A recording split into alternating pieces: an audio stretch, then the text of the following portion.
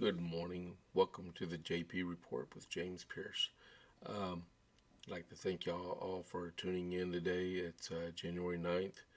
Um, well, a lot has happened since the last time I was with y'all on Tuesday. Um, this this world is crazy. The United States is on the brink. Um, all I can say is that we all need to take a moment, take a deep breath, and take a step back and realize who we are.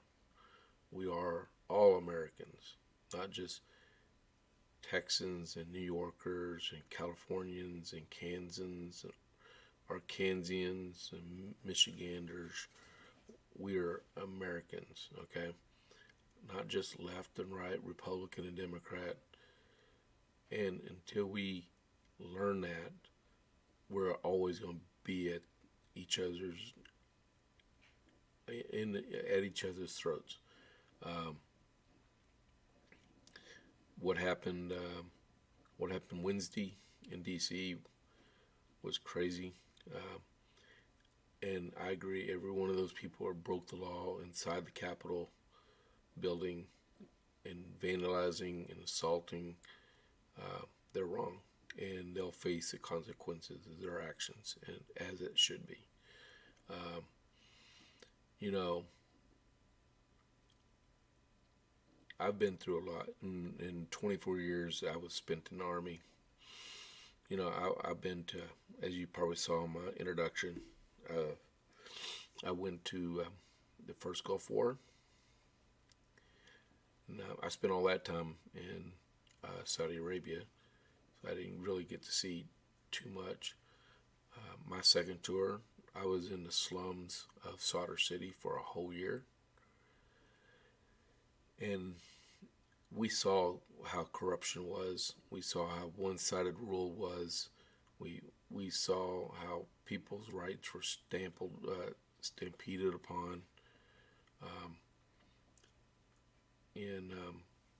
and when I went to Afghanistan, it was not as bad, but it was still bad. We have a United States Constitution that we abide by. Uh, it's well over 230 years old. Um, that document is precious, just like the Bible is to many Americans, and should be abided by. And I don't agree with the left saying it's a living document. I believe what it says on paper is what it means, and that's the Constitution. Okay, when Amendment number 2 says the right to keep and bear arms shall not be infringed upon, that's what it means. What it says in the First Amendment with the 5 rights is what it means. The Third Amendment is what it means. The Fourth Amendment, illegal search and seizure. Okay, uh,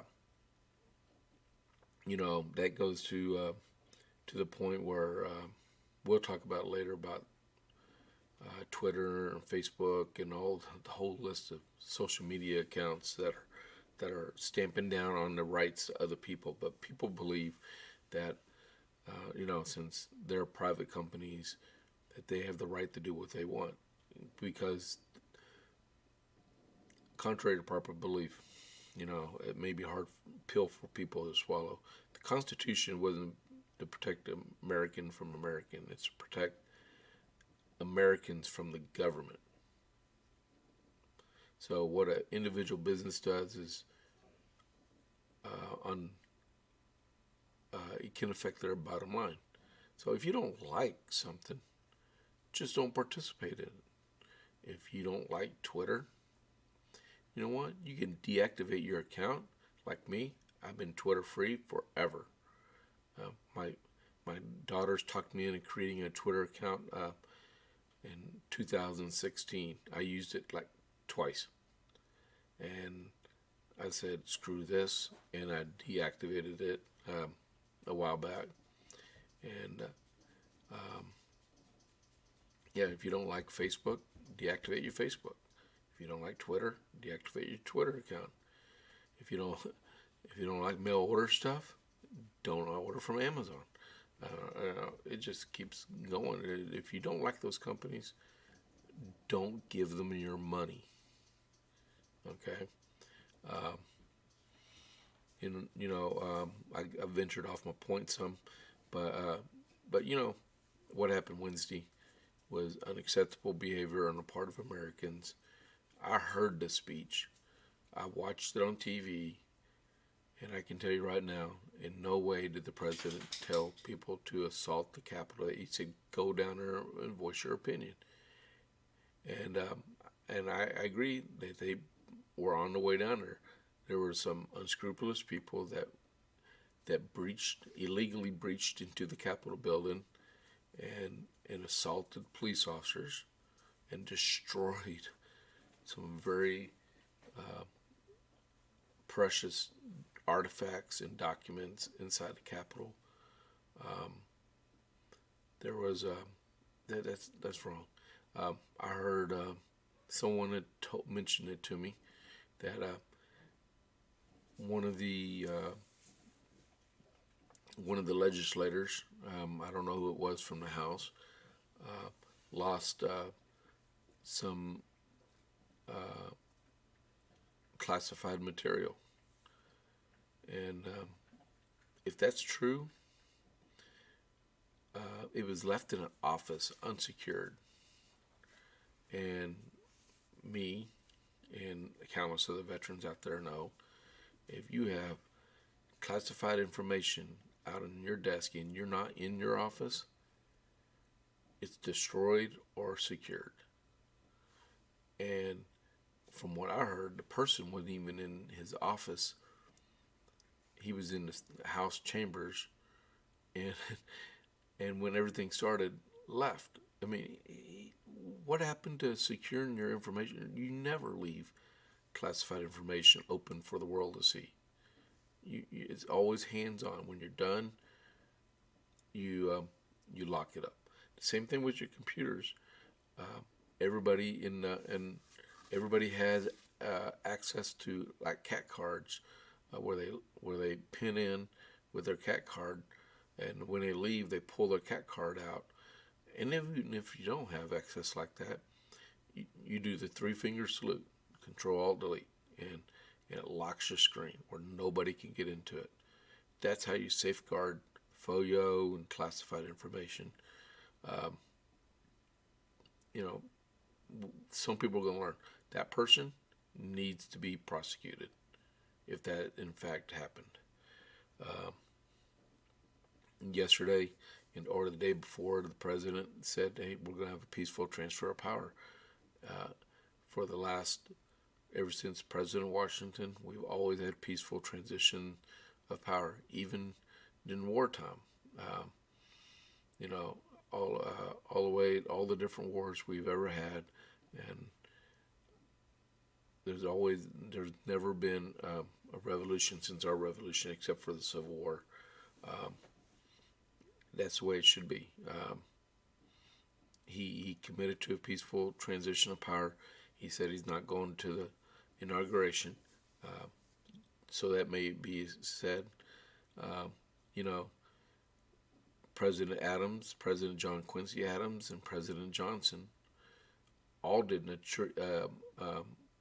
go to their inauguration of the people that are succeeding them. All of them were one-term presidents. You can look at it like that too. They didn't want to interfere, didn't want to incite, didn't want to make people upset. Let's keep it peaceful. So, from what I read, he's going to Florida. Let him go to Florida, and on the 20th of January, Joe Biden will take over, and it starts all over again. And in 4 more years, we'll elect another president. So, we gotta, we live in a democracy where we vote. I personally believe you vote in person. unless there's a situation where you're either like in college or you're definitely going to be out of town. In Texas, we get 2 weeks early vote. So the excuse is, I'm going to be out of town so I can't vote. You better be gone for 3 weeks straight. Otherwise, you can march your happy butt down to the local voting station and vote. Early vote or vote on election day. It, that it's complete laziness, and with mail-in ballots and stuff. I don't agree with it. I say it opens up too much susceptibility to fraud. So get down there, vote in person, do your civic duty, and drive on. It makes it a lot easier for everyone. You don't have to worry about your vote not counting. You don't have to worry about someone illegally voting. It just go down there and get her done. Okay.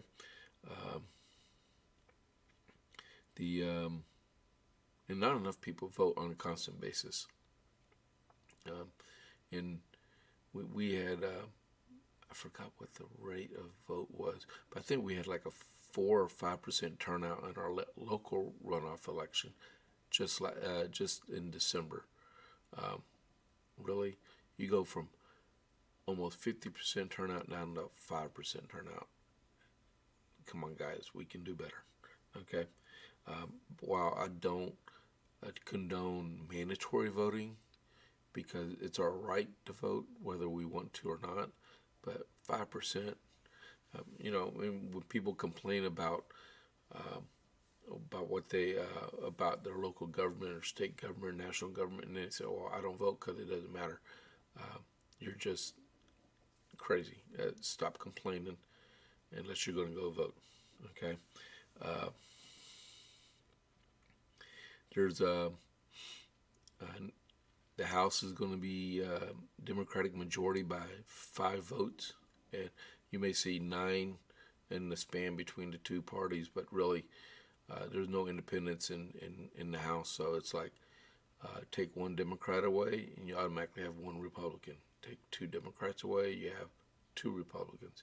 So really, there's a 5-vote difference between the two parties. So rather thin margin, okay, between Pelosi and McCarthy. And the same in the Senate. The Senate's going to be 50-50 right now. This morning the news was Kelly Loeffler and David Perdue both conceded their elections to their opponents. But so that makes it a 50-50 Senate, and Mike Pence is the deciding vote right now because President Trump is still president. Okay, so the deal, the blackmail, I call it, is Nancy Pelosi issuing an ultimatum to the Republicans, invoke the 25th Amendment, which Nancy Pelosi ain't got a clue. Okay, what's going on? The deal about the 25th Amendment is the president's got to be incapacitated. Okay, medically incapacitated, can't perform his duties for the 25th Amendment to be exercised. The president's got to agree to it. It ain't a coup d'etat. It's only good for 4 days, and then the cabinet can do it again for 4 more days.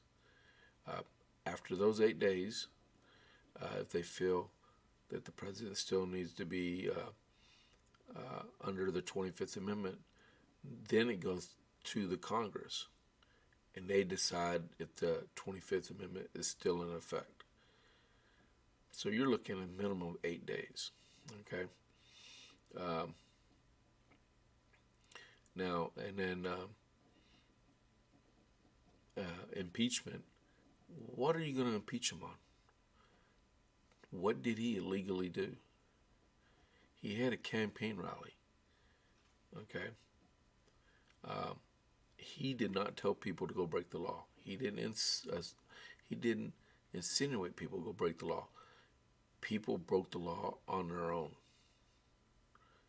And, throughout the summer and the spring, we heard all of our beautiful cities were burning to the ground, businesses forever destroyed, businesses that are going to go out of business because people are afraid to go out and spend money. They're afraid to say anything. They walk on pins and needles and eggshells because whatever they say, wherever they're right or wrong, they're going to be held accountable for the rest of their life. And they're like, what did we do? How can people, okay, I'll do it like this.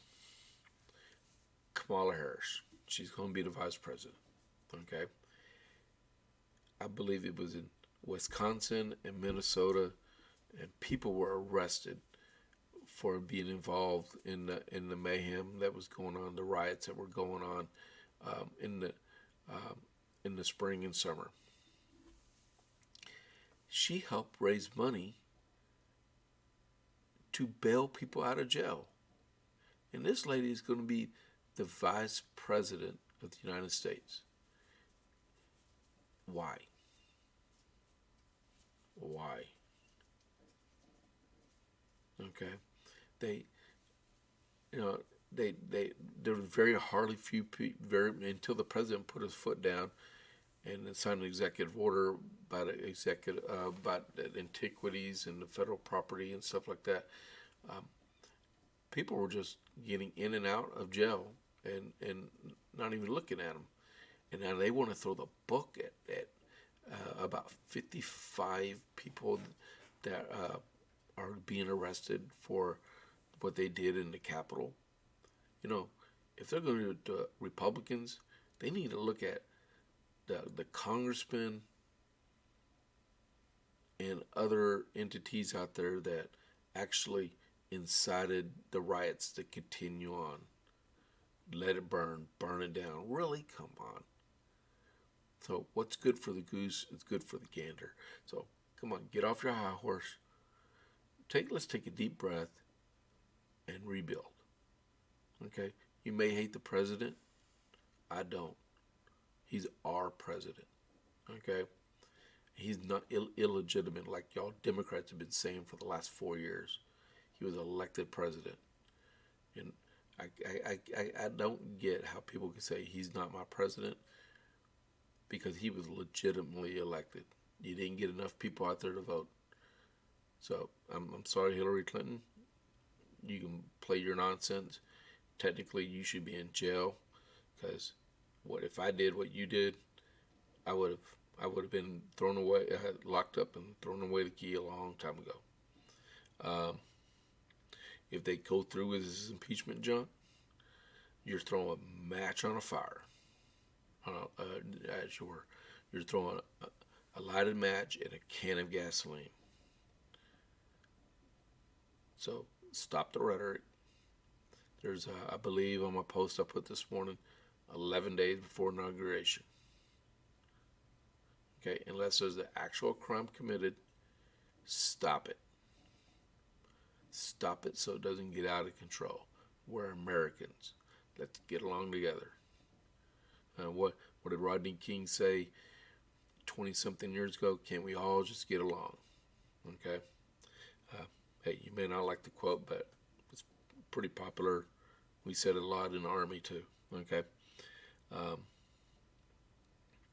The deal about the censorship going on. I was alluding to it earlier about Parler and Twitter, how and Facebook and all that stuff that's going on. From what I heard this morning,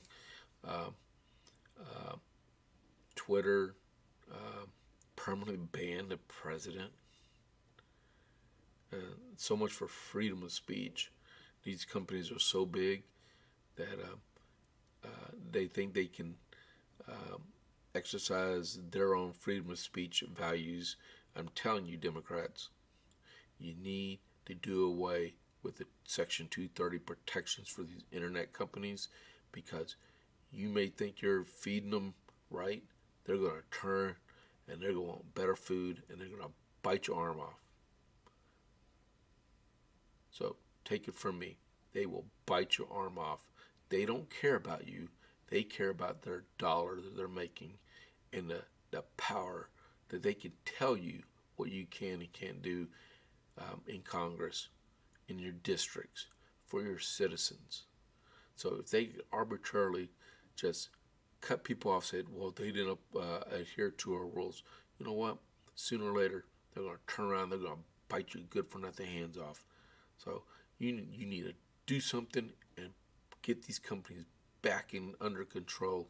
If we got to regulate them, because these institutions became American norms. Facebook with Mark Zuckerberg and Twitter with, oh man, I can't remember his name, Mr. Nosering himself. Oh man, I can't think of his name. This morning they said he was on some Polynesian island taking a vacation. I don't know if that was true or not, but get them under control. Exercise Section 230. If they're exercising editorial content, they need their liability needs to be there for them. They're acting as a publisher instead of as a platform. And if you don't like them, leave, because the more people that leave Facebook and the more people that leave Twitter, the more people that leave Twitch and TikTok and countless other, Reddit, MySpace is dead. There's countless other social networking. If you don't like them, leave them, because when they don't have people on their accounts, they're going to lose advertisers. When you don't have advertising, since these platforms are free, they're going to lose money, and they're going to have to answer to their stockholders. So what's going to happen is they're going to cut back, they're going to change, or you will drive them out of business. I fully support the full exercise of freedom of speech. We are not convicted in this country on our opinion or our thought. We are convicted on our actions. And until you actually break the law, you have your rights. And they should not be prohibited. So if you don't like them, get off their platforms. Okay? Get off their platforms. I'm Twitter free. I'm gonna show a slide. Even though I do Facebook personally, I watch what I say. And then I'm gonna show a slide for about 15 seconds and talk. Okay. So if you want to find me on Parler, remember Parler spelled with an E. Okay. It's not O. It's not Parlor. It's Parler. And my handle on Parler is James Pierce JP8. That's my personal on Parler. Hey, follow me, okay? Facebook page is for the JP8 Report is JP8 Report, okay? But remember, James Pierce JP8. All right? And you can always email me at jp8report@gmail.com.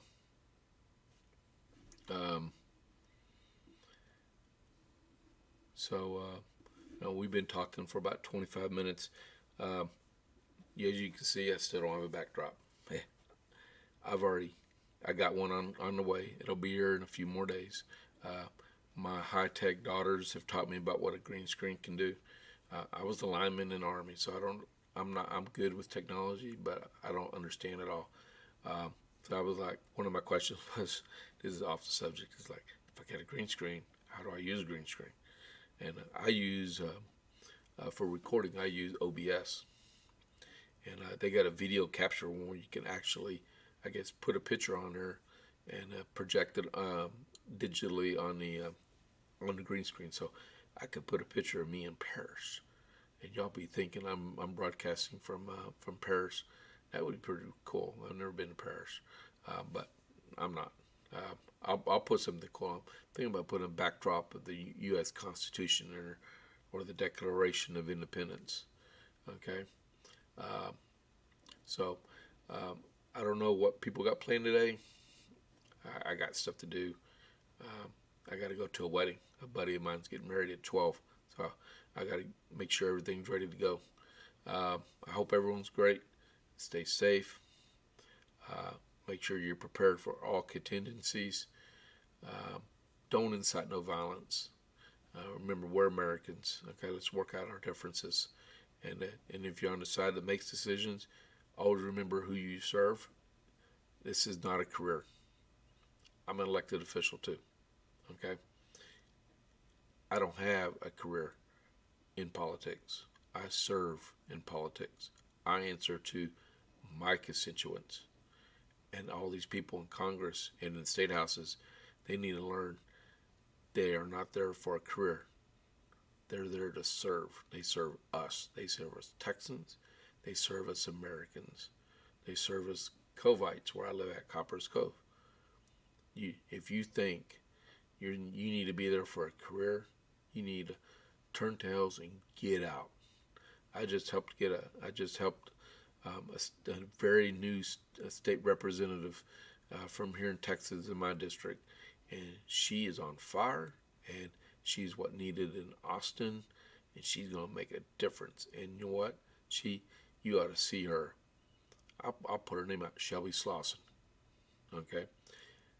She serves us, and she's made it abundantly clear this is our house, not hers. It's our house. And I hope and pray that we get more people like her in the State House and in Congress. All right. With that, y'all have a great day. I'm gonna put my slide back up with my social networking stuff, and y'all have a great weekend. And I'll see you when I see ya.